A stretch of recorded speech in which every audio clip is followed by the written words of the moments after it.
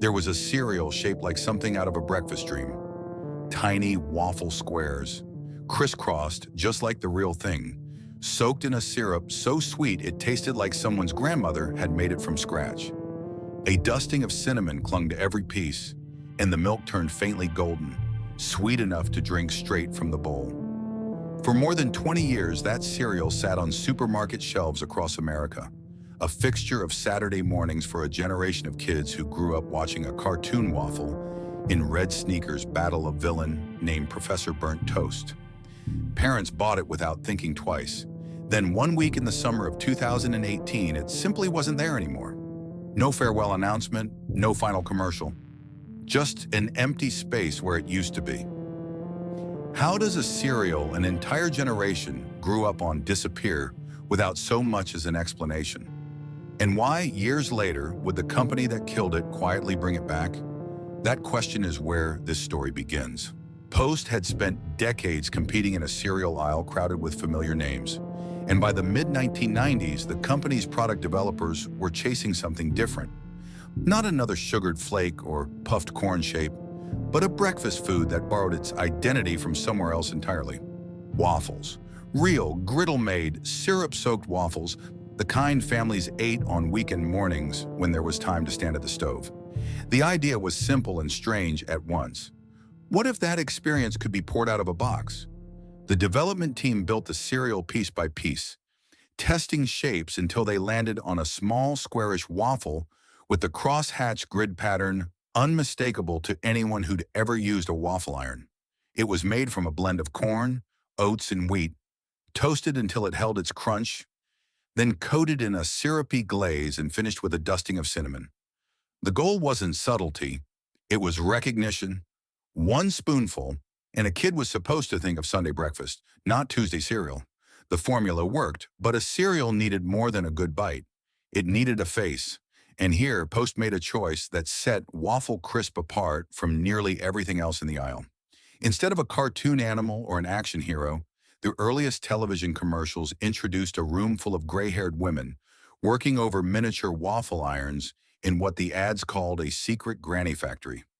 The pitch was almost domestic in its simplicity. This wasn't a factory product, it was a homemade one, just built at a scale nobody could see. The tagline promised it tasted like real homemade waffles, and the visual of grandmothers handcrafting each tiny piece was designed to make an industrial breakfast food feel like something a family member had made just for you. It was a strange, almost old-fashioned idea for a 1996 cereal launch, and it worked precisely because it didn't try to be cool. Later commercials shifted the tone, showing packs of kids attempting elaborate break-ins to steal the secret recipe from a suspiciously high-tech factory, or simply make off with as much Waffle Crisp as they could carry. The joke was that a cereal this good was worth stealing. Somewhere inside Post's marketing division, someone had understood something simple about the product they'd built. Kids didn't need to be told the cereal was special. They needed to feel like it was rare enough to fight for.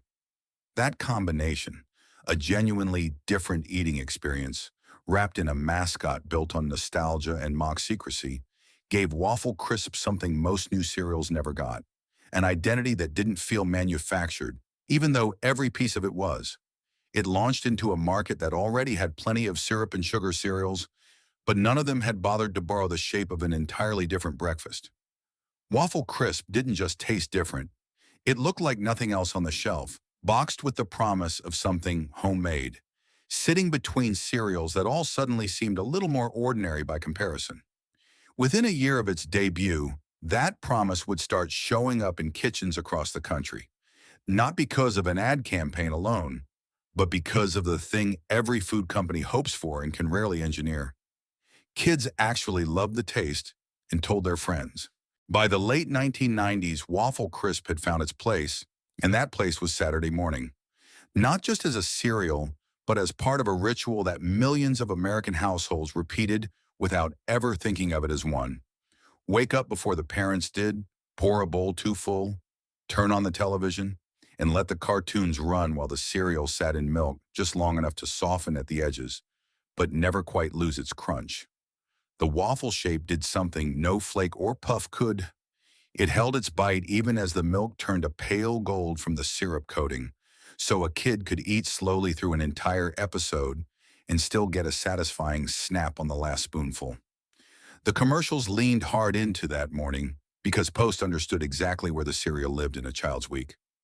Waffle Boy, the anthropomorphic waffle in red sneakers who had replaced the original Granny mascot, spent his airtime defending the cereal from a cartoon villain named Professor Burnt Toast, a rivalry silly enough for a 7-year-old to recite word for word, and memorable enough that people who hadn't eaten the cereal in 20 years could still describe the fight scenes. That kind of recall doesn't happen by accident. It happens when a commercial runs often enough, during the right cartoons, at the right hour, that it becomes part of the furniture of childhood rather than an interruption to it. The cereal box itself became part of the entertainment. Kids read the back panel during breakfast the way earlier generations had read the newspaper. Mazes, jokes, a cartoon strip featuring Waffle Boy's latest standoff with Professor Burnt Toast, because there was nothing else to look at during a bowl of cereal in 1998, and Post knew it. That box was also doing quiet work at the register, standing out on a shelf crowded with cartoon tigers and leprechauns and toucans, a small waffle-patterned rectangle promising something none of its neighbors could, a taste that wasn't invented but borrowed from a breakfast everyone already loved. The cereal's reach went beyond the kitchen table. It found its way onto national television in a moment that had nothing to do with advertising at all.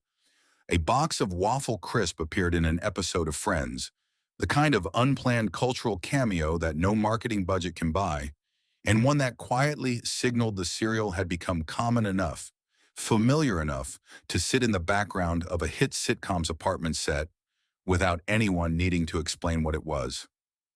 For a product built on the fantasy of a secret granny factory, that kind of casual, ordinary visibility was its own kind of proof. Waffle Crisp wasn't a novelty anymore. It was just what was in the cabinet.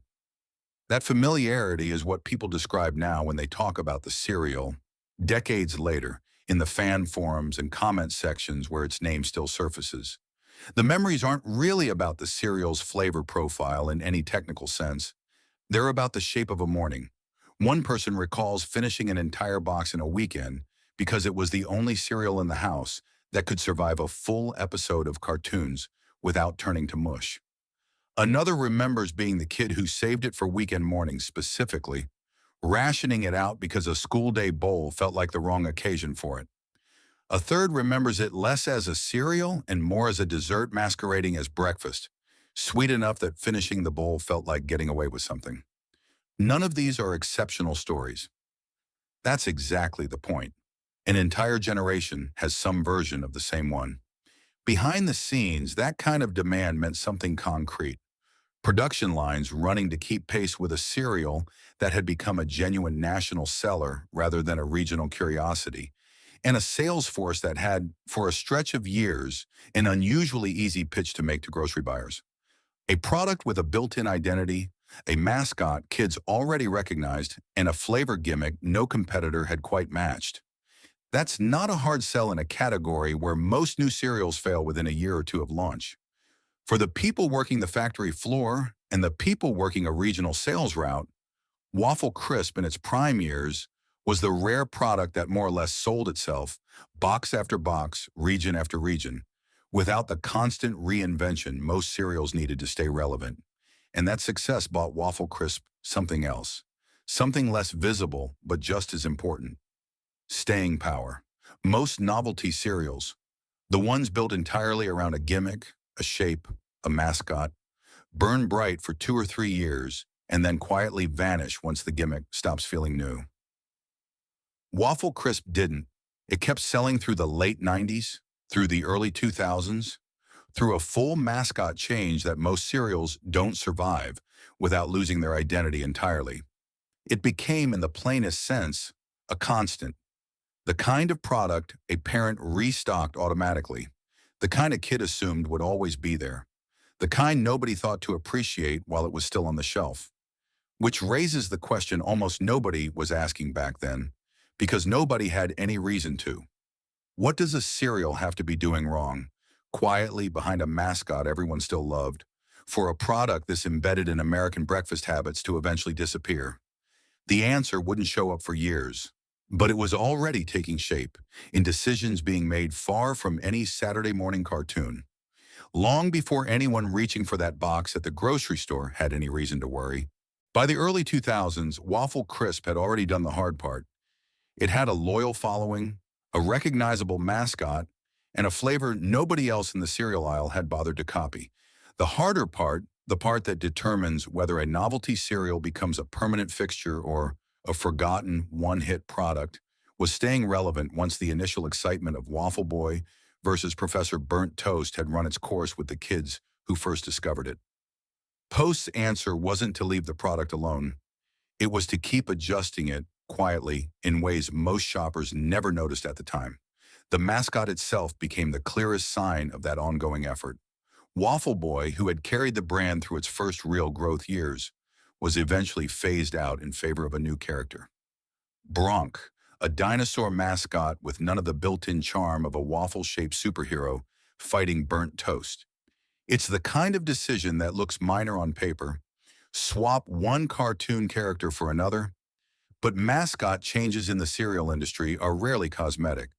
They usually signal a brand team trying to broaden appeal, chase a different demographic, or simply refresh a product that internal data suggests is aging out with its original audience. Whatever the exact internal reasoning, the shift from Waffle Boy to Bronc meant the cereal's most recognizable asset. The character kids like Waffle Crisp fans had grown up reciting commercials for was no longer the same character at all. At the same time, Post was managing Waffle Crisp within a portfolio that included dozens of other cereals, all competing for the same shelf space, the same advertising budget, and the same grocery buyer attention. A shelf that once might have had room for a novelty waffle cereal to sit comfortably next to the giants, the Cheerios, the Fruit Loops, the Frosted Flakes, was also filling up with newer competitors chasing the same nostalgia and sugar formula that had made Waffle Crisp work in the first place. Standing out required more than the original formula and mascot. It required Post to keep making decisions about where Waffle Crisp fit in a company-wide strategy, and those decisions weren't always going to favor the smaller, older novelty item over newer priorities. That pressure showed up most clearly in 2013, when Post introduced Waffle Crunch, a lower-priced version of the same basic concept, folded into the company's Good Mornings line of budget cereals. On its face, Waffle Crunch looked like simple brand extension. Give price-sensitive shoppers a cheaper way into the same maple waffle flavor profile. But a budget spin-off arriving 17 years after the original also said something quieter about where Post saw the brand heading, not necessarily as a premium, standalone product worth protecting at full price, but as a flavor concept flexible enough to be repackaged for a different price tier. It was the kind of move that made sense on a spreadsheet, and one that, in hindsight, sat right at the intersection of two products competing for the same shopper, the same shelf space, and increasingly, the same fading attention from a company managing far too many cereal lines to give any single one of them undivided focus. None of this was visible to the family filling their cart on a Tuesday afternoon. To them, Waffle Crisp was still Waffle Crisp. Still the box with the waffle-shaped pieces, still the cereal that made the milk taste like syrup, still sitting more or less where it always had. The mascot change registered, if at all, as a minor redesign. The arrival of Waffle Crunch on a nearby shelf just meant more options, not fewer. But inside Post, Waffle Crisp was no longer the fresh, self-selling novelty it had been in 1996. It was now one product among many, competing for internal attention in a company that was constantly launching new lines, discontinuing old ones, and recalculating which of its dozens of cereals deserved the marketing dollars and shelf negotiations needed to keep growing. The cereal hadn't lost its fans. It hadn't lost its flavor, but it had quietly entered the phase every long-running grocery product eventually reaches. The point where staying on the shelf depends less on how much people love it, and more on how much a company is still willing to fight to keep it there. By the mid-2000s, Waffle Crisp had crossed into a different kind of existence than most cereals ever reach. It was no longer a new product trying to earn its place on the shelf. It had become background, the kind of item nobody remembers deciding to buy because it had simply always been part of the routine. A parent restocking the pantry didn't think about Waffle Crisp as a choice anymore. It was just one of the boxes that belonged there, alongside the milk and the bread, replaced automatically when it ran out. The way people replace things they've stopped noticing precisely because those things have never let them down. That kind of invisibility is, in its own way, the highest compliment a grocery product can earn. Waffle Crisp had achieved genuine national distribution, sitting on shelves in supermarket chains across the country, not as a regional curiosity, but as a fixture recognized coast to coast. Estimating exact household penetration from the outside is difficult, and this is a place where the story has to be honest about its limits. Post never published precise figures on how many American kitchens kept a box on hand at any given time, but the cultural footprint left behind is its own kind of evidence. A cereal doesn't end up as a background prop in an episode of Friends, doesn't generate the volume of nostalgic recollection that still surfaces in comment sections and fan forums decades later, without having reached a genuine mass audience during its peak years. The commercials that define that peak are the clearest artifact of how deeply the brand had embedded itself. The battles between Waffle Boy and Professor Burnt Toast, and before that, the strange charm of the Granny Run Secret Factory, weren't just advertising a kid happened to see once or twice. They were repeated often enough across enough Saturday mornings that people who haven't tasted the cereal in over a decade can still describe the mascot sneakers, still recall the tagline promising a taste like real homemade waffles. That's not casual brand awareness. That's the kind of recall companies spend millions trying to manufacture and almost never actually achieve. For the people on the inside, the factory workers running the production lines, the regional sales reps pitching grocery buyers on shelf space, this was the era when Waffle Crisp was, in the plainest terms, an easy product to move. A recognizable mascot, a flavor no direct competitor had matched, and a customer base that reordered out of habit rather than persuasion. Sales routes that included Waffle Crisp didn't require convincing grocery buyers that the product deserved space. The product had already proven it would sell. That's a rare position for any single item in a category as crowded and fast-turning as breakfast cereal, where new products launch constantly and most disappear within a year or two without ever reaching this kind of quiet, dependable normalcy. And normalcy is exactly what made Waffle Crisp powerful in a way its original marketing never fully anticipated. It stopped being a novelty cereal built around a gimmick and became something closer to a tradition, passed down the way small domestic habits get passed down. A parent who grew up with the Granny Factory commercials buying it for their own kids a decade later, not because of any advertising campaign, but because that waffle-shaped cereal was simply what breakfast was supposed to taste like on a Saturday. That kind of generational handoff is the real peak of any grocery product's life. It's the point where a brand stops needing to convince anyone of anything, because the product has already become part of how a family defines an ordinary morning. It's worth sitting with that for a moment, because everything that happens next only makes sense in light of how completely Waffle Crisp had woven itself into that routine. This wasn't a cereal clinging to relevance through nostalgia marketing. It was, for a long stretch of years, simply there.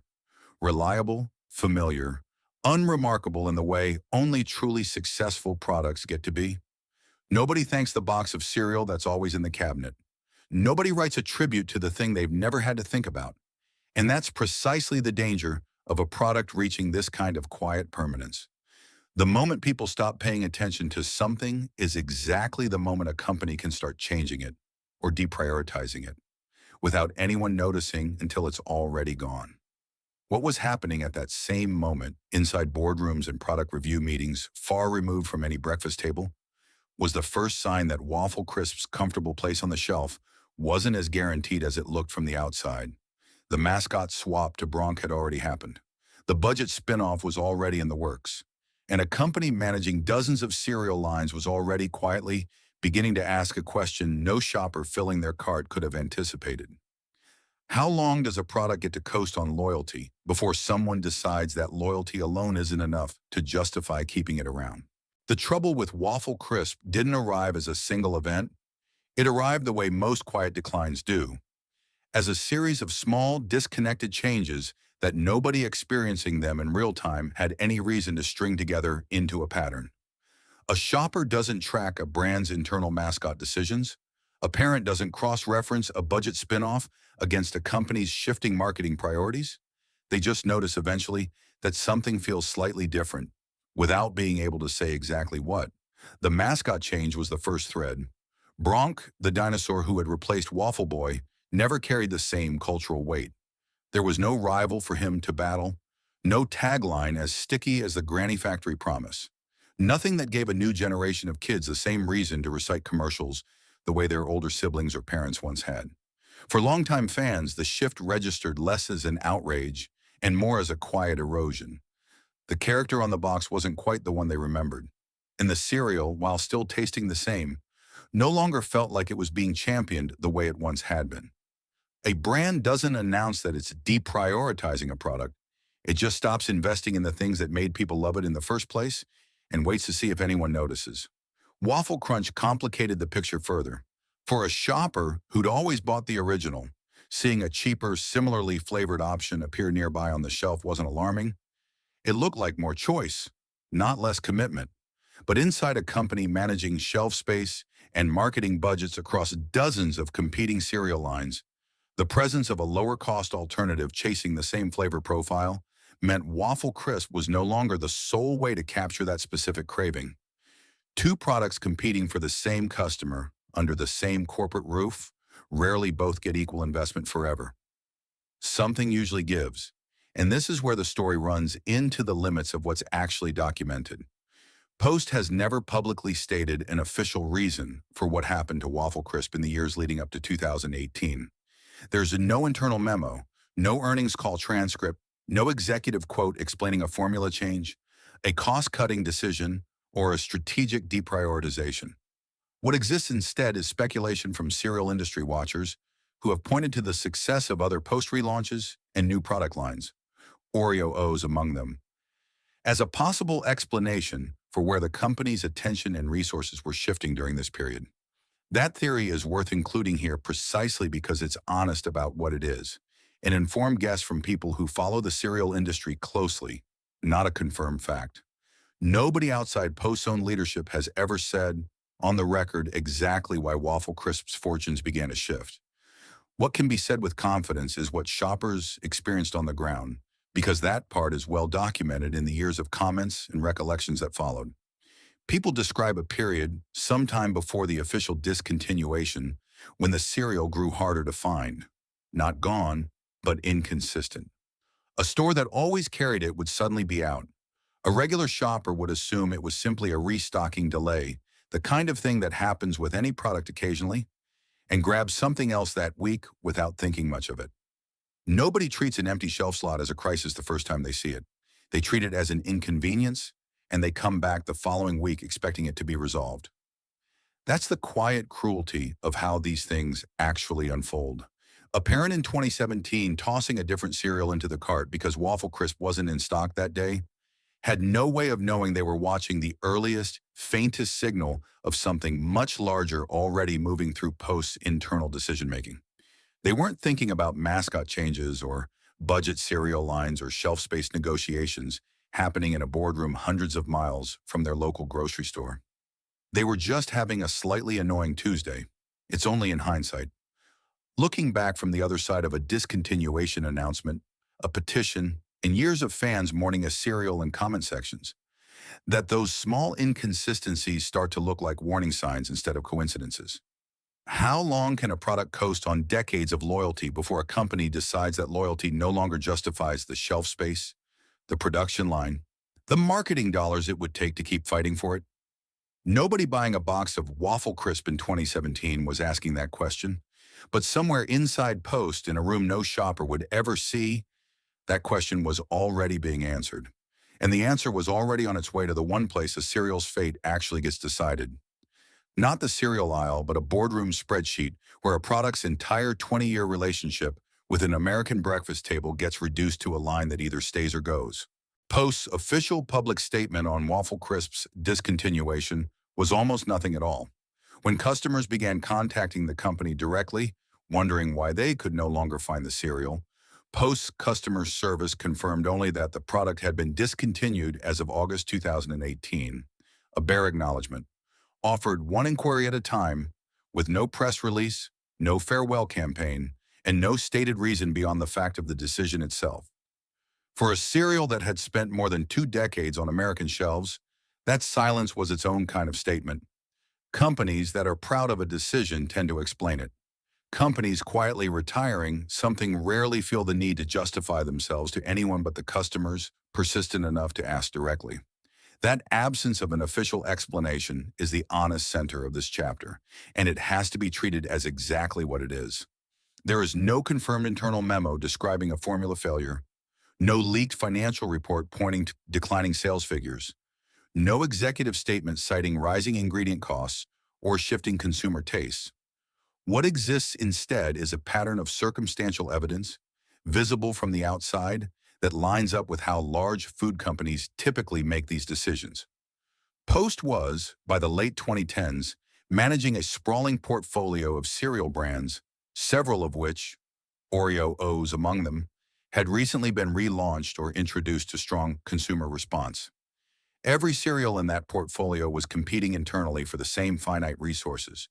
Shelf space negotiated with individual grocery chains, marketing budgets allocated department by department, and production line time at facilities that could only run so many products at once.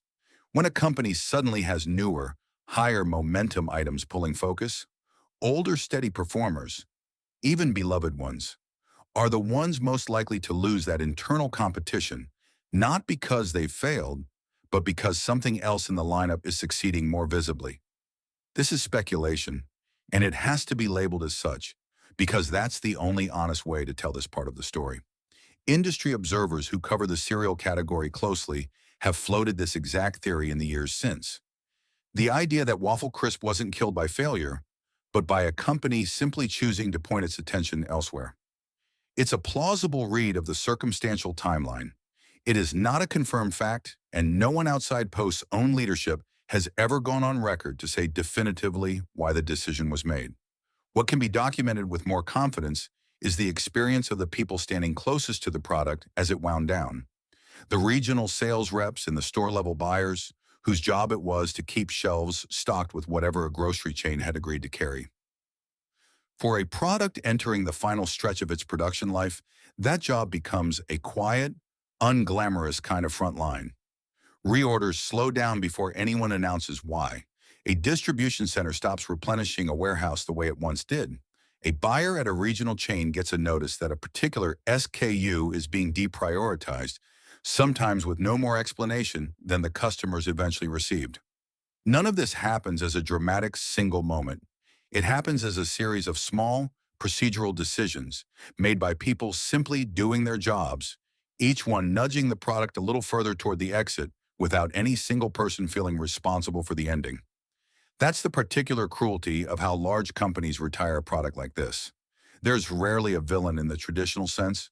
No single executive who woke up one morning and decided to kill a cereal an entire generation had grown up on. Instead, there's a slow accumulation of ordinary business logic. A mascot change that diluted the brand's identity, a budget spin-off that split its customer base, a portfolio reshuffling that favored newer, more exciting relaunches, and a company culture where an aging, steady product without a passionate internal champion becomes an easy line item to quietly discontinue rather than actively fight for. Waffle Crisp wasn't murdered. It was deprioritized, one unremarkable decision at a time, by people who most likely never thought of themselves as ending anything. Somewhere in that process, there was almost certainly a moment when someone inside Post understood the cereal was finished, long before the public did. It's the kind of moment that never gets documented in any way the outside world can verify. A production planning meeting where a line gets marked for phase out, a budget review where a product simply doesn't get a line item for the following fiscal year. Whoever sat in that room knew something that the millions of families still occasionally pouring a bowl of Waffle Crisp for their kids didn't. that the box on their shelf now had a countdown attached to it, even though nothing about the cereal itself, its taste, or its packaging had changed at all. And that's the injustice sitting quietly underneath this entire chapter of the story. The people who loved this cereal never did anything wrong. They didn't stop buying it. They didn't complain about the flavor. They kept restocking their pantries the same way they always had, trusting the way people trust products that have simply always been there, that it would keep being there. The decision that ended Waffle Crisp wasn't made in response to any failure on their part. It was made somewhere else entirely, by people they never met, weighing considerations they never knew existed, about a product that, to them, was simply breakfast. So who exactly was responsible for protecting a product that millions of people had built into their family routines without ever being asked whether they wanted to keep it? There's no clean answer. Not the sales team following orders. Not the marketing department managing a portfolio too large for any single brand to get a sustained attention. Not even the executives making a defensible business decision using ordinary corporate logic. The responsibility dissolves into a system where no individual choice looks unreasonable in isolation, and yet the sum of those choices is a cereal that, one ordinary week in August, simply stopped being made. That's exactly where the story goes next. Not into the boardroom anymore, but back out into the world, to the moment the decision finally became visible to the people who'd spent decades trusting that box would always be there. The end, when it finally came, wasn't announced. It was discovered. Sometime in the late summer of 2018, shoppers walking their usual route through the cereal aisle started noticing something wrong with the space where Waffle Crisp had always been. At first, it looked like an ordinary out of stock, a gap on the shelf, the kind that gets filled again within a week or two. But the gap didn't close. Days turned into weeks, and the space that had held a familiar waffle pattern box for over 20 years started filling instead with other products, other brands, cereals that had never needed to compete for that exact spot before. For a while, confusion outpaced grief. People assumed a supply hiccup, a distribution delay, a temporary shortage at their specific store. They drove to other grocery chains, checked warehouse clubs, asked employees who usually had no better answer than a shrug and a suggestion to check back next week. It was only when enough of these individual, isolated searches started comparing notes, in comment sections, in Facebook groups, in the kind of casual online conversation that happens when enough strangers realize they're all missing the same thing, that a pattern started to take shape. This wasn't one store. It wasn't one region. Waffle Crisp was gone everywhere, all at once, and nobody outside the company had been told why. The confirmation, when it finally arrived, came not from a press release, but from the most unglamorous channel imaginable: customer service. Shoppers frustrated enough to contact Post directly were told, plainly, that Waffle Crisp had been discontinued as of August 2018. No ceremony, no public statement acknowledging more than 2 decades on American shelves. Just a customer service representative confirming, one phone call and one email at a time, that the cereal people had grown up on was no longer being made. For a product that had quietly become part of so many families' weekly routines, the ending arrived with almost insulting simplicity, the kind of anticlimax that made the loss feel even sharper, because there was nothing to push back against. No campaign to protest, no executive to write to, just an absence, and a company willing to confirm it only when asked directly. What followed was not corporate mourning, because Post offered none. It was consumer mourning, organized entirely from the outside. Fan sites dedicated to cereal history and nostalgia posted the news, and the comment sections beneath those posts filled with a particular kind of grief that only makes sense once you understand how deeply ordinary this cereal had become in people's lives. Strangers wrote in describing exactly where they were when they found out, how many boxes they had left in the pantry, how they'd started rationing what remained rather than eating it normally. Some admitted they'd been in quiet denial for weeks, telling themselves it was just a stocking issue every time they checked the empty shelf, unwilling to accept that the explanation might be permanent. Others described searching foreign markets, discovering that countries where Waffle Crisp had also been sold were working through their own dwindling stock at a slower pace, buying time before the same emptiness caught up with them too. The online response eventually organized into something more concrete than scattered grief. A petition on change.org, calling directly on Post Foods to bring the cereal back. Its language wasn't corporate or strategic. It was personal, almost plaintive. People describing themselves as late-night cereal eaters, parents who ate a bowl after exhausting days with their kids, students who relied on it to stay awake while studying, describing a cereal that had somehow worked its way into completely different life stages for completely different reasons, united only by the specific, particular taste of maple-soaked waffle pieces that nothing else on the shelf quite replicated. It's easy to dismiss an online petition as a low-stakes gesture, a click that costs nothing and changes little. But petitions like this one function as something else too. A public record of exactly how many people cared enough to say so, a number a company can no longer pretend not to see once it starts climbing. Behind the visible grief of petitions and comment sections, there was a quieter, less documented loss happening at the production level. The discontinuation of Waffle Crisp meant the end of whatever dedicated production run had kept the cereal moving through post-manufacturing facilities for over 2 decades. A line that had employed workers, run schedules, and turned raw corn, oat, and wheat into millions of small waffle-shaped pieces destined for breakfast tables across the country. The specific fate of those production lines and the workers who ran them isn't detailed in any public account of the discontinuation. Post never issued a statement addressing what happened at the facility level when the line was shut down. What's certain is that somewhere, a production schedule that had run reliably for over 20 years simply stopped appearing on the calendar, and the people whose jobs had depended on that schedule had to adjust to a version of their work that no longer included Waffle Crisp at all. For the shoppers left behind, the final chapter of the disappearance played out in the strangest, most modern way a discontinued grocery product's afterlife can unfold. Online resale. Unopened boxes with the last surviving lot codes began appearing on second-hand marketplaces, sold not as food anymore, but as a kind of artifact, priced well above their original retail cost by people willing to pay a premium just to taste something they couldn't buy in a store anymore. It's a strange kind of tribute, a cereal box, originally worth a few dollars, suddenly valuable simply because it represented the last physical evidence of something a company had decided to stop making. Nobody buying those boxes was doing so for a bargain. They were doing it because the alternative was accepting that the taste was gone entirely. And for a product this embedded in personal memory, that acceptance came slower for some people than others. By the time the initial wave of online grief had settled into a kind of resigned nostalgia, the comment sections quieting, the petition signatures slowing, the last resale listings drying up as supply ran out entirely, Waffle Crisp had completed a transition that most discontinued products never fully make.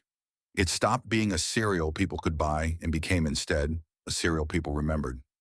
A specific taste, tied to a specific era of childhood, preserved now only in the stories people told each other online, in old commercials occasionally resurfacing on video platforms, and in the particular ache of walking past a cereal aisle and noticing, still years later, the space where something used to be.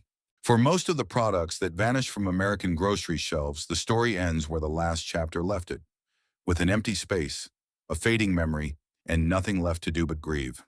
Waffle Crisp didn't follow that pattern. What happened next made it something rarer in the history of discontinued grocery brands. A genuine reversal, driven not by a corporate rebrand or a licensing deal, but by the accumulated weight of people who simply refused to stop asking for it back. The pressure built slowly over roughly 3 years. The Change.org petition kept collecting signatures long after the initial wave of shock had passed, becoming less a one-time protest and more a standing, visible record of demand that anyone at Post could check whenever they wanted a reminder of how many people still cared. Fan communities kept the cereal alive in conversation the way people keep any lost thing alive, retelling the same commercials, trading the same memories, occasionally speculating, without any real evidence, about whether the company might ever bring it back. That kind of sustained organic attention is difficult for any brand to manufacture intentionally and nearly impossible to fake. It's also, as it turned out, difficult for a company to ignore indefinitely once it becomes large enough to notice. By early 2021, Post had decided to test the waters. The company's senior associate brand manager, Joe Woodward, later described the decision as a direct response to how much continued interest fans had shown in Waffle Crisp even years after its discontinuation. Evidence, in other words, That this wasn't a passing wave of nostalgia, but a genuine, sustained demand Post could no longer treat as background noise. Rather than commit immediately to a full national relaunch, Post brought the cereal back carefully, as a limited release, sold once again in bags rather than the boxes longtime fans remembered. Ahead of the return, the company sent samples directly to social media influencers, a marketing approach that would have been unthinkable in Waffle Crisp's original 1996 launch, but one perfectly suited to reintroducing a nostalgia product to an audience now old enough to have their own social media followings and their own decades-old memories to share. The limited relaunch did what limited relaunches are designed to do. It tested demand without fully committing resources to it, and the demand held. Fans who had spent 3 years describing the cereal in the past tense suddenly had the chance to buy it again, and the response validated everything the petition and signatures and comment section grief had suggested all along. This wasn't manufactured nostalgia. People actually wanted the product back, not just the memory of it. That validation led to something more permanent. In 2022, Post announced that Waffle Crisp would return to shelves for good, not as another limited-time novelty, but as a standing part of the company's lineup once again, with an initial rollout at Walmart before expanding to other major retailers over the following months. This time, the cereal came packaged in boxes rather than bags, a small but noticeable departure from both its original format and its brief 2021 return. A reminder that even a beloved product coming back from the dead doesn't come back entirely unchanged. It's now available in two sizes, and while some fans online have noted it can still be harder to find in certain stores than they'd like, the cereal exists again as a genuine, ongoing retail product rather than a memory kept alive only in comment sections and resale listings. The significance of that reversal extends beyond one cereal brand. Waffle Crisp's return stands as a documented example of something food companies rarely have to reckon with in such a public, sustained way. Proof that consumer demand, organized loudly and persistently enough online, can actually reverse a discontinuation decision that seemed final at the time. Most products that disappear from grocery shelves stay gone permanently, no matter how many people miss them, because the economics of restarting a production line rarely justify the nostalgia of a vocal minority. Waffle Crisp's fan base was large enough and persistent enough to change that calculation. It's worth noting that Post made a similar choice around the same period with another retired brand, Oreo O's, suggesting this wasn't an isolated act of sentiment, but part of a broader recognition inside the company that some discontinued products still carried enough goodwill to be worth reviving rather than leaving behind for good. For the community that had spent 3 years mourning the cereal, refreshing petition pages, and trading memories of a taste they could no longer buy, the return meant something more than a marketing win.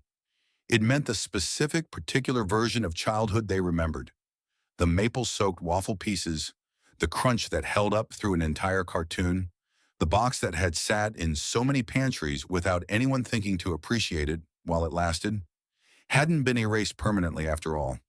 It had simply been waiting for enough people to say, loudly and repeatedly, that it mattered. What does it mean, then, that a company can be moved to reverse a decision like this? Not by internal strategy, but by the accumulated voice of ordinary people refusing to let a product disappear quietly? And what does it say about which discontinued tastes get a second chance, and which ones never do, no matter how many people remember loving them? There's a specific moment worth returning to, one last time, before this story closes. A bowl on a Saturday morning, cartoons already running on the television, the milk just beginning to turn that pale gold color it always did once the syrup started to dissolve.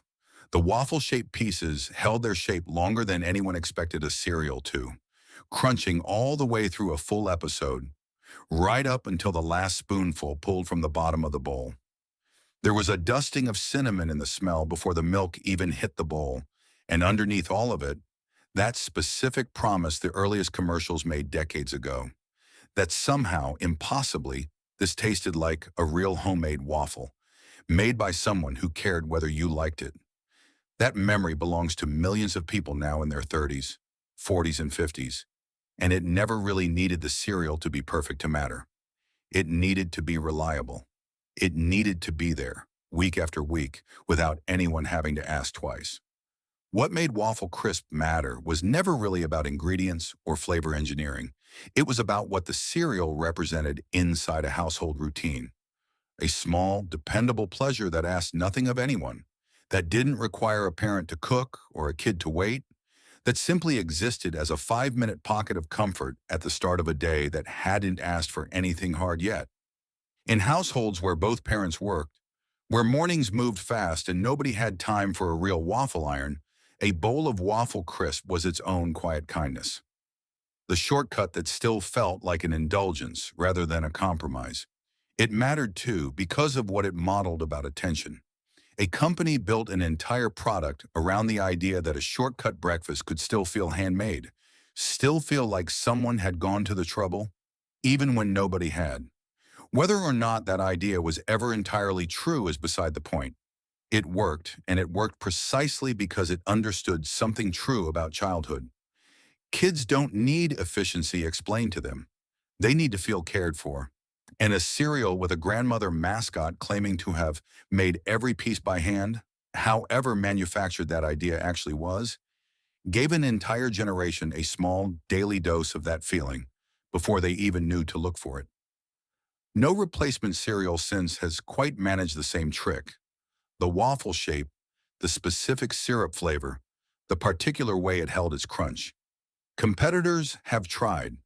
None of them have fully closed the gap, in which is part of why the loyalty never faded, even during the 3 years the cereal wasn't available to buy at all.